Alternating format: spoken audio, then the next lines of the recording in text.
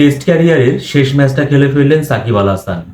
যদিও তার ইচ্ছে ছিল দেশের মাটিতে দক্ষিণ আফ্রিকার বিপক্ষে তিনি টেস্ট ম্যাচ খেলে এই লাল বলের ক্রিকেট থেকে বিদায় নিতে চান, কিন্তু বাস্তবতা হচ্ছে যে সাকিবের নামে যেহেতু মামলা আছে, সো তার দেশে এসে দক্ষিণ আফ্রিকার বিপক্ষে টেস্ট ম্যাচ খেলার সম্ভাবনা খুবই কম।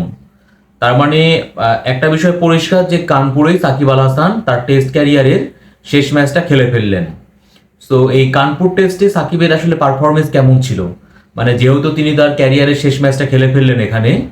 সো এখানে কিন্তু দেখেন সাকিব আল হাসান তিনি বাংলাদেশ দলের হয়ে 71টা টেস্ট ম্যাচ খেলেছেন, অর্থাৎ তার ক্যারিয়ারটা কিন্তু অনেক দীর্ঘ একটা ক্যারিয়ার। তবে সবাই না যেভাবে শেষ চায় সেভাবে কিন্তু শেষ করতে পারে না, ঠিক তেমনটাও বলবো সাকিব আল হাসানের ক্ষেত্রেও, যে সবার একটা ইচ্ছে থাকে, মানে যখন ডেবু হয় ডেবু ম্যাচটা যেন ভালো পারফর্ম করতে পারেন, তেমনি ক্যারিয়ারের শেষ ম্যাচটাও যেন তিনি মানে খুব ভালো একটা পারফর্ম করতে পারেন, যেটা তার আজীবন মনে থাকবে বা একটা ভালো স্মৃতি হয়ে থাকবে। মানে প্রথমত আমি সাকিবের শেষ টেস্ট বলছি এ কারণেই যে তার দক্ষিণ আফ্রিকার বিপক্ষে যে সে দেশের মাটিতে এসে টেস্ট ম্যাচ খেলতে চেয়েছিলেন, এটা সম্ভব না বলে মনে হচ্ছে। এই প্রেক্ষাপট থেকেই বলছি যে ভারতের বিপক্ষে কানপুরে সাকিব আল হাসান তার ক্যারিয়ারের শেষ টেস্ট ম্যাচটা খেলে ফেললেন। তো সাকিবের যদি এটা ক্যারিয়ারের শেষ টেস্ট ম্যাচ হয়ে থাকে, তাহলে পরে তিনি কেমন পারফর্ম করলেন। যেমন ধরেন প্রথম ইনিংস, মানে আমরা তো সবাই জানি যে কানপুর টেস্টে খেলা কিন্তু সব মিলিয়ে প্রায় 2 দিন হয়েছে, কারণ প্রথম দিন মাত্র 35 ওভার খেলা হয়েছিল এবং প্রায় 2টা সেশন আর কি বৃষ্টির কারণে হয়নি। এরপরে দ্বিতীয় দিন তৃতীয় দিনে একটা বলও মাঠে গড়ায়নি। খেলা মূলত হয়েছে চতুর্থ দিন এবং পঞ্চম দিনে। সো এই টেস্টে বাংলাদেশ দল 7 উইকেটের বড় ব্যবধানে হেরেছে। তো এখানে সাকিব আল হাসানের পারফরমেন্সটা আসলে কি ছিল, তিনি সাদা পোশাক লাল বলের ক্রিকেটে তার শেষ ম্যাচটা খেলতে মাঠে খেললেন। সাকিবকে এখানে 2টা ভাগে ভাগ করা যায়। যদি আমরা প্রথম ইনিংস ভাগ করি তাহলে পরে বলতে হবে সাকিব সেখানে আসলে ব্যাট হাতে তিনি যেহেতু একজন অলরাউন্ডার, সো ব্যাট হাতে সাকিবের পারফরমেন্সটা মানে কোনোভাবেই প্রশংসনীয় ছিল না বা সন্তোষজনক ছিল না।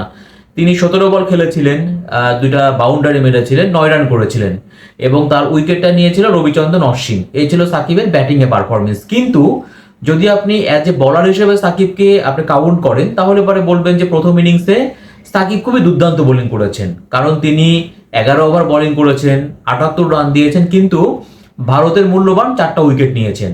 এবং সেই 4টা উইকেট কে কে ছিল? শুভমান গিল, ঋষভ পান্ত, বিরাট কোহলি এবং রবিচন্দ্রন অশ্বিন। মানে বুঝতেই পারছেন যে কি দুর্দান্ত সব উইকেট তিনি নিয়েছিলেন। এবার সাকিবের যদি আমরা দ্বিতীয় ইনিংসটা আমরা খেয়াল করি তাহলে পরে দেখি, তাহলে পরে বলতে হবে যে আসলে দ্বিতীয় ইনিংসে সাকিব ব্যাট হাতে একদম একদম বিবর্ণ, একদম মলিন ছিলেন।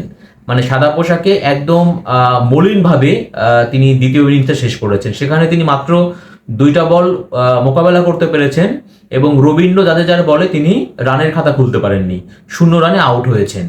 এবং বোলিংয়ে 3 ওভার তিনি বোলিং করেছেন, কোনো উইকেট পাননি। তার মানে যদি আমরা সাকিবের বিদায়ী টেস্ট বলি বা শেষ টেস্ট বলি, যেটাই বলি না কেন, বলতে হবে যে এই কানপুর টেস্টে আসলে সাকিব তিনি যে একজন বিশ্বসেরা অলরাউন্ডার, মানে সেই অলরাউন্ডার হিসেবে তিনি কিন্তু তার ক্যারিয়ারের শেষ টেস্ট ম্যাচটা খেলতে পারলেন না। এখানে এই টেস্টে তার বলার মতো পারফরমেন্স থাকবে প্রথম ইনিংসে যে 4টা উইকেট পাওয়া, অর্থাৎ বোলিং পারফরমেন্সটা।